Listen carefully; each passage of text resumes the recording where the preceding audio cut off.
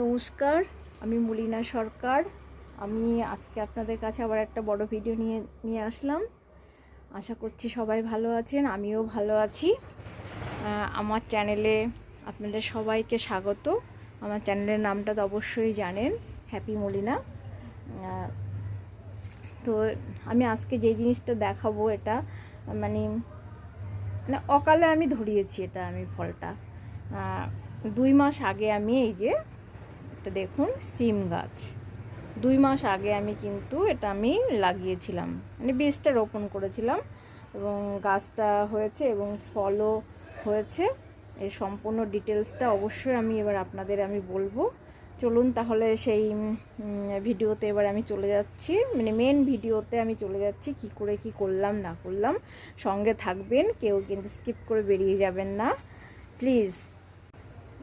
দেখছেন এটা আমার সিম গাছ এবং এটা কিন্তু সিজন না সিমের। এই দেখুন, তবু কিন্তু আমি ফলিয়ে ফেলেছি, কারণ গাছটা আমি 2 মাস আগে লাগিয়েছিলাম। আকারে কিন্তু বড় হয়নি, তবু আমি ফলিয়েছি।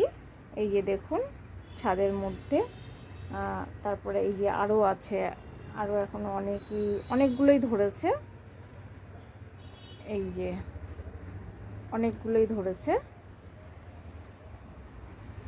অনেকটাই সিম হয়েছে। তারপরে এই যে নিচেও হয়েছে অনেকগুলো।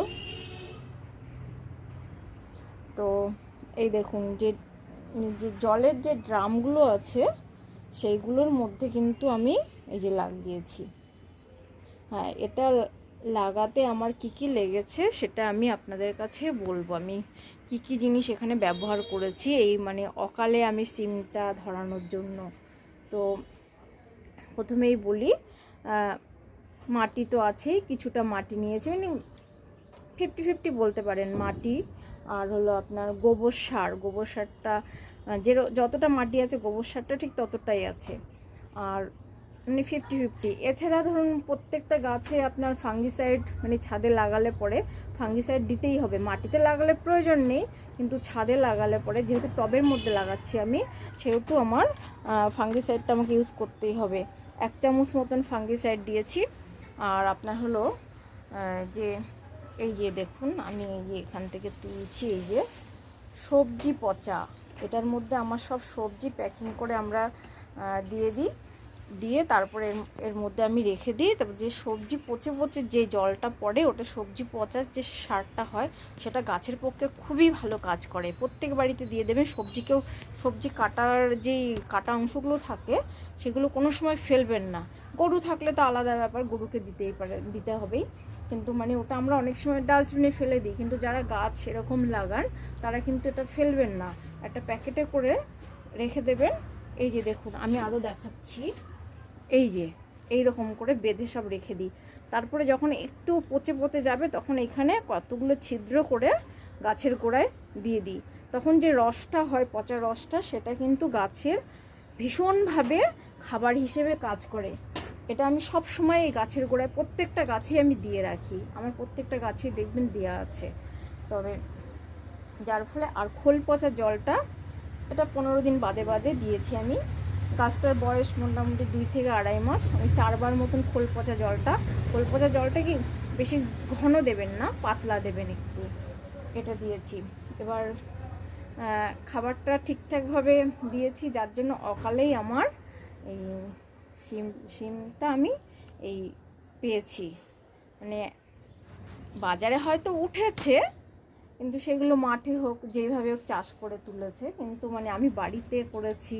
এটা আমার কাছে অনেক বিরাট বড় ব্যাপার একটা, যে আমি এই টাইমে আমি সিম গাছে ফল ধরিয়েছি। গত বছরও করেছিলাম আমি, গত বছর আমিও ভিডিও দিয়েছিলাম, তবে এটা আমার নতুন চ্যানেল।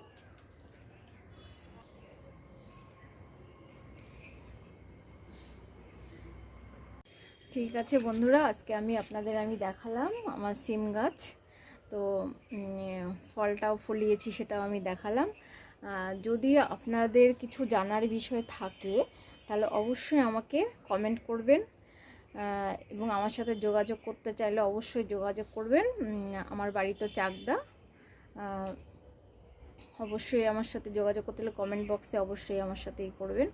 আর আমার ফেসবুকে যে অ্যাকাউন্ট আছে মলিনা রায় নামে, তো সেখানে যোগাযোগ করতে চাইলেও আমি অবশ্যই যোগাযোগ করব। এবং গাছের সম্পর্কে কিছু জানার এবং কী সার কখন দিতে হবে, কোন মেডিসিনটা কখন প্রয়োগ করতে হবে যদি জানার অবশ্যই যদি কিছু থাকে তবে অবশ্যই আমি হেল্প করব আপনাদের ছাদ বাগান তৈরি করার জন্য।